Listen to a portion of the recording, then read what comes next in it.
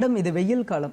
காசநோய் உள்ளவர்கள் அதிகமான அந்த குளிர்சாதன அந்த உணவுகள்லாம் எடுத்துக்க முடியாது. ஃபார் எக்ஸாம்பிள், ஒரு வெள்ளரிக்காய் எடுத்துக்கிட்டா அவங்களுக்கு சளி பிடிச்சிரும், ஆரஞ்சு எடுத்துக்கிட்டா அவங்களுக்கு சளி அதிகமாயிடும். ஸோ இந்த மாதிரிலாம் இருக்கு. இதை பற்றின விளக்கம் தேவைப்படுது மேடம். அவங்களாம் என்ன மாதிரியான உணவுகள் எடுத்துக்கலாம்?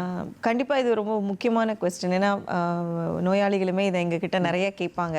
அதாவது குளிர் பொருள்னா இது போட்டால் எனக்கு இருமல் ஜாஸ்தி வந்துருமா, நான் சாப்பிடலாமா? கண்டிப்பாக வந்து சாப்பிடலாம்.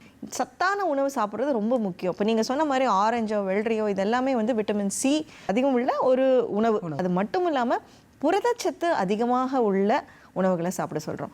அதற்காக வந்து இப்போது கவர்மெண்ட்டில் பார்த்திங்கன்னா ஒவ்வொரு பேஷண்ட்ஸ்க்குமே அந்த காசநோய்க்கு 6 மாத ட்ரீட்மெண்ட்டோ, ஒரு சிலருக்கு 9 மாதங்களுக்கு ட்ரீட்மெண்ட் கொடுப்போம்.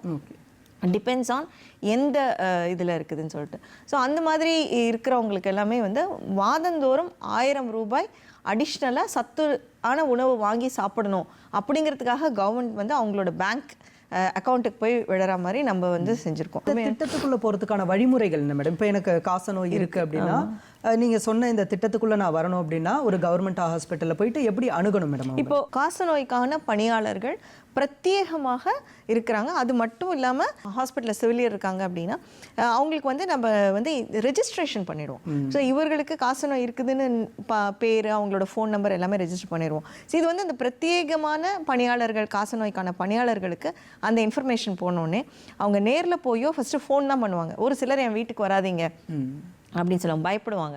ஸோ அவங்களுக்கு ஃபோனில் கவுன்சிலிங் கொடுத்துட்டு அப்புறமா நேரில் வர சொல்லி, இல்லை நாங்கள் ஹாஸ்பிட்டலுக்கு வரோம் அப்படின்றப்ப அவங்களுடைய பேங்க் அக்கௌண்ட் டீட்டெயில்ஸ், ஆதார், கேஒய்சிக்கு இல்லை பேங்க் அக்கௌண்ட் டீட்டெயில்ஸ் மட்டும், ஏன்னா அதோட அந்த ஃபஸ்ட் பேஜ் இருந்தாலே போதும்.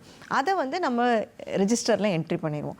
ரெஜிஸ்டரில் என்ட்ரி பண்ணோன்னா ஆட்டோமேட்டிக்காக அவங்களுக்கு வந்து ஃபஸ்ட்டே வந்து 1000 ரூபாய் போயிடும். அதுக்கப்புறம் 84 நாட்கள் கழிச்சு மற்ற அந்த 6 மாதத்துக்கு வந்து 6000 அப்படிங்கிறத வந்து இப்போ திட்டத்தை வந்து, ஏன்னா ஏற்கனவே ஃபஸ்ட்டு 500 ரூபாய் தான் இருந்தது, நவம்பர் மாதத்துலேருந்து இதை வந்து 1000 ரூபாயாக மாற்றிட்டோம்.